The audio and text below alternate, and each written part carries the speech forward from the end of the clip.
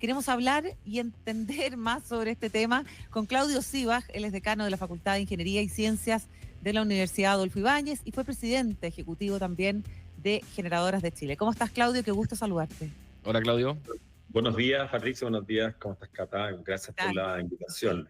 De verdad que estamos en algo complejo de explicar sí. Quería conocer primero tus impresiones, como cuando leíste esta noticia, ¿qué te pasó? ¿Sabías que esto podía ocurrir? ¿Lo habías escuchado? ¿Qué te provocó con toda tu trayectoria en este sector?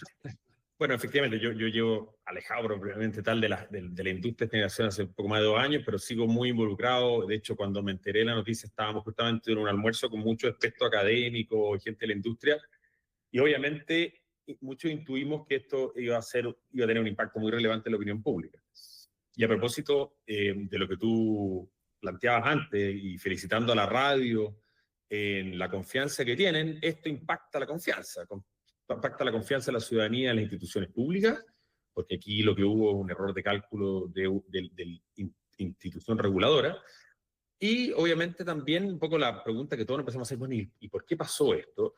Y algunos de los académicos y expertos presentes dijeron, lo que pasa es que hoy día tenemos 2 grandes problemas. Tenemos un nivel de complejidad en el cálculo tarifario que es tal que si uno no conoce los supuestos que la institución reguladora hace, la CNE en este caso, es imposible recrearlo. O sea, hoy día estamos hablando de que son leyes, primero que nada, 3 sectores. La suma de la tarifa es la distribución, más la transmisión, más la generación. Cada uno de esos sectores tiene una complejidad de cómo se calcula esa componente tarifaria.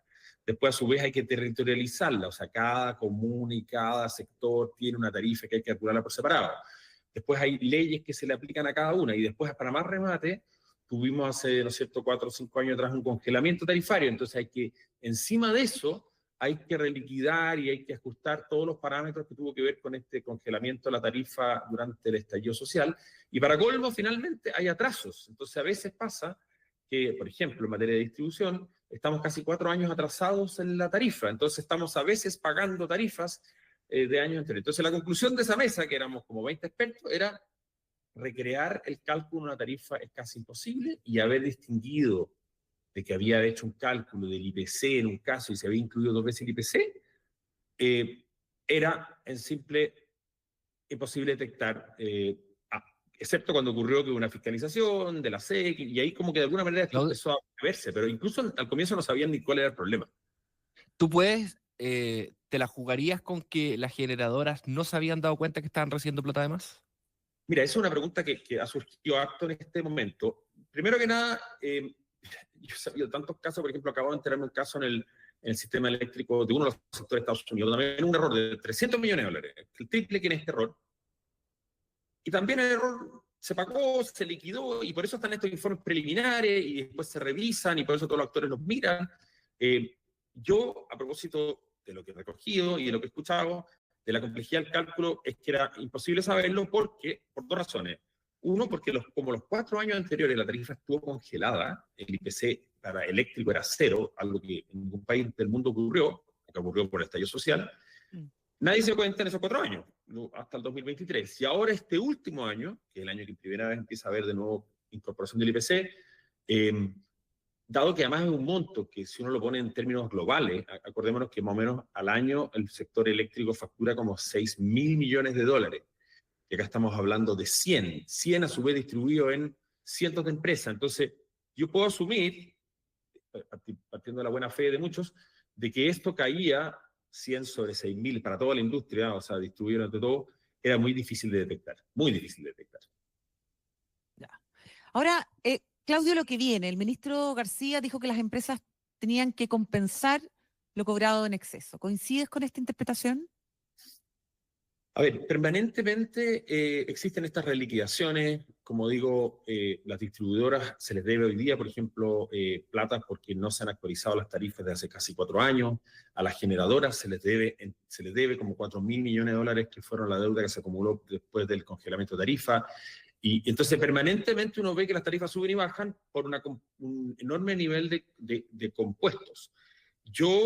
Dado que las empresas generadoras cobraron lo que la tarifa les decía a la comisión, acordémonos que la las tarifas no las definen las empresas, las define el Estado, y en este caso la Comisión Nacional de Energía. Veo muy difícil, porque en el fondo implicaría devolver algo que fue cobrado correctamente. Aquí hubo un error de cálculo por parte de la institución que define las tarifas. Lo que creo que sí es importante es aprender qué tenemos que hacer para que esto no ocurra. Y yo he escuchado voces críticas contra que esto es un error nuevamente del sistema público. Aquí lo que hay que aprender es que justamente necesitamos fortalecer la capacidad de las instituciones técnicas del Estado. Tenemos que poner más y mejores personas, ser capaz de atraer mejor talento al Estado, a la Comisión Nacional de Energía, que hoy día el sector eléctrico es tan grande y complejo que la Comisión Nacional de Energía todavía funciona con los mismos códigos o lógica o estructura que tenía hace 30 años. Y eso hay que ponerle foco, en cómo fortalecerlos para que no se repita. Sí, vamos a hablar un poquito como de largo plazo, pero la coyuntura, tú dices que te parece que no hay que compensar porque las empresas recibieron lo que decía el reglamento que había que recibir, pero el ministro de Economía sí habló de compensaciones. O sea, Ya, no, la verdad que el ministro, bueno, se sabrá más, el ministro de Economía ha estado mucho tiempo, y cuál sería el instrumento para lograr eso. Es que sí, no lo sea, sé, no lo veo fácil de dónde no, lo pero es podría que hacer. además, no, si lo que te quiero preguntar es otra cosa, o sea, porque sé que tú no eres ni has sido ministro de Economía, pero sí estuviste en el gremio de las generadoras, fuiste presidente ejecutivo de las generadoras de Chile. Si es que encontrara el Ministerio de Energía alguna manera para buscar compensaciones, ¿tú crees que las generadoras tendrían ánimo para impugnar esto y para judicializarlo? O sea, si a mí se me pagó, no sé, pienso en cualquier relación, tú un arriendo de tu casa y te diste cuenta que el cálculo de la hipoteca estuvo mal, el error tiene que asumirlo la institución que hizo mal el cálculo, ¿no? La verdad que pasa a ser una discusión, no soy ni abogado ni economista, soy ingeniero eléctrico nomás, pero permanentemente las empresas deben devolver, o a veces se les paga por algún recálculo, y esto ocurre cotidianamente. Recordemos que este es un informe preliminar, que justamente la oportunidad que tiene es ser revisitado, mirado, por la complejidad que tiene, se hacen estas etapas, ¿no es cierto? Se presenta este informe, ese informe todas las partes pueden impugnar, revisar, recalcular, y si es que llegaran a encontrar alguna fórmula, bueno, pero que claro, si existiese esa fórmula me hace todo el sentido del mundo de que no sé si la palabra es compensar, al menos pagar lo que correspondía Devolver. pagar y devolver. No Sí. olvidemos también, eso sí, que a propósito del congelamiento de tarifa, por otro lado, a las empresas generadoras se les deben como 4.000 millones de dólares por parte de todos nosotros los clientes.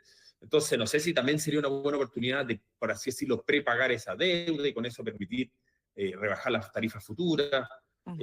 No sé, insisto, esto es un tema de abogados y de contratos y sobre todo entender que aquí nadie cobró de más, sino que el propio Estado y el regulador fijó una tarifa y todo se les pagó lo que se les tenía que... Claro. Bueno, Es un error estrictamente del regulador. absolutamente. O sea, es súper simple, es trágico el error. Es un error de un número, de un parámetro que usaron. Usaron 2 veces el IPC. Y lo peor de todo, que eso habla de la precariedad de cómo está funcionando. Básicamente, si uno lo retrotrajera, es como hicieron mal un cálculo en la planilla Excel.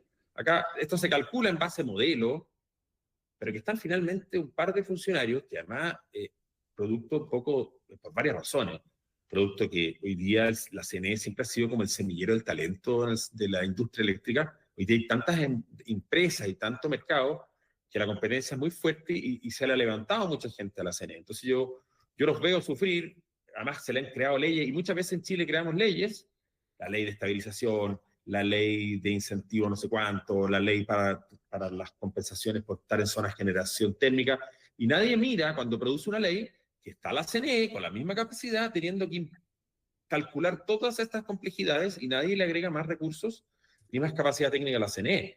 Pero aquí... Somos muy rebuscados. ¿Cómo? Somos muy rebuscados, nosotros somos muy rebuscados, Claudio, al momento de escribir leyes y de dividir a la industria, y tratando de ser muy sofisticados, que al final enreda todo. ¿Se puede hacer más simple?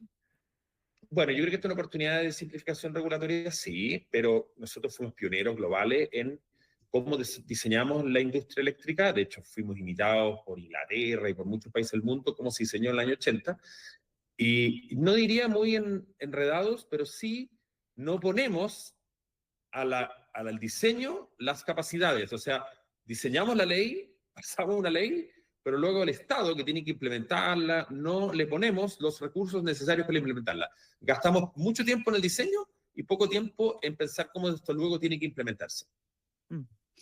Te quería preguntar respecto a la CNE. Has mencionado en 2 oportunidades su funcionamiento. Es un organismo que hoy día se relaciona con el presidente de la República, digámoslo así, a través del Ministerio de Energía, ¿no es cierto? Pero es un organismo técnico, ¿no es cierto? Y cumple como un rol de asesor también dentro del sistema eléctrico, porque propone las normas, fija las tarifas y otras cosas que son parte de sus obligaciones legales. Pero, ¿funciona a la altura de la responsabilidad que tiene, Claudio?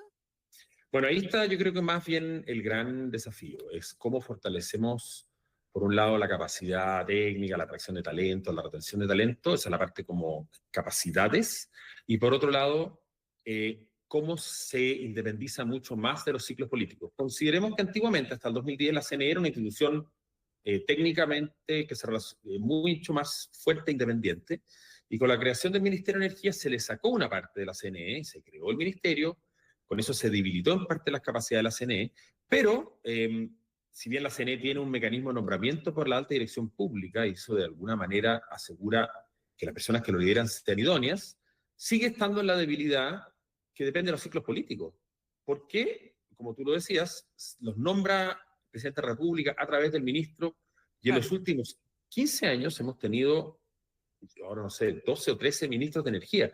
Entonces, cada vez que cambia el ministro de Energía, termina de alguna manera impactando sobre la CNE. Y eso es un problema serio que termina redundando en que con eso rotan las personas y la capacidad técnica. Entonces, la segunda gran cosa que hay que hacer es tanto la CNE, que es el regulador, como también la SEC, que es el fiscalizador y sancionador, hay que independizarlos del ciclo político. Y eso, al tono como lo hizo la CMF, que hoy día está mucho más robusta y separada del ciclo político. Eso la CNE falta porque vemos, uno, el impacto que tiene en la vida de la ciudadanía un error de este tipo, y por otro lado, porque también no es posible pensar de que, habiendo siempre cambios de ministro, tengamos una institución técnica altamente calificada que quede afectada por la política. Claudio Sivas, decano de la Facultad de Ingeniería y Ciencias de la Universidad Adolfo Ibáñez. Una pregunta que nos hacemos todos, todavía no encuentro una buena respuesta, tiene que ver con el alto nivel de tarifas eléctricas que pagamos, por lo menos la sensación, ¿ya?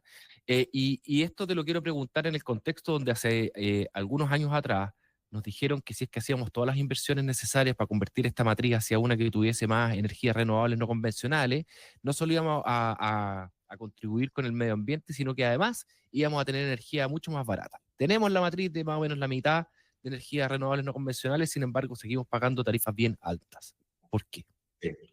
Bueno, a ver, primero que nada, yo creo que en su época fue un error importante esto de prometer bajas de tarifas, porque si bien cambiamos la matriz fuertemente a nivel global, somos líderes en energía solar y eso ha sido tremendamente visible,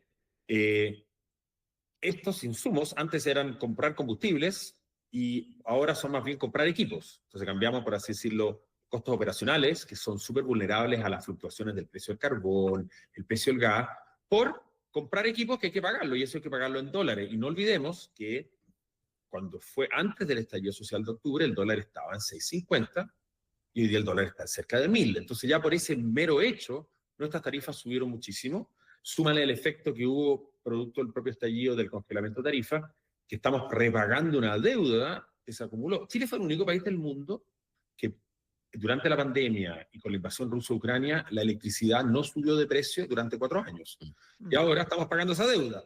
Entonces, es cierto lo que tú dices, que hoy día no hay un precio en Chile de la electricidad que se condice con las expectativas que se habían creado. ¿Por qué? Porque pasaron todas estas otras cosas que obviamente nadie en su mente tenía, ni una guerra, bueno, las guerras siempre hay, o una pandemia. Y lo que hoy día tenemos que hacer prioritariamente es, porque el mundo entero va hacia allá, es hacer que la electricidad sea no solamente más competitiva, que eso va a ir ocurriendo porque efectivamente la energía solar y eso son capaces de producir energía más barata y localmente, pero también ser más confiable, o sea, que la luz no se corte, que entendamos qué pago en esto, y eso es algo que tenemos que lograr. Chile todavía está en niveles bajos de electrificación, China está mucho más avanzado, Y si la luz sigue siendo cara, como tú lo decías en términos relativos, o al menos expectativamente relativos, va a ser difícil que eso ocurra. Perfecto. Claudio Sivak, muchas gracias por haber estado hoy día con nosotros. Claudio es decano de la Facultad de Ingeniería y Ciencias de la Universidad Adolfo Ibáñez y fue presidente también ejecutivo de Generadoras de Chile. Que te vaya muy bien y seguimos, por supuesto, en este tema. Buen Gracias, viernes. Claudio. Gracias. Igualmente, nos Gracias. vemos.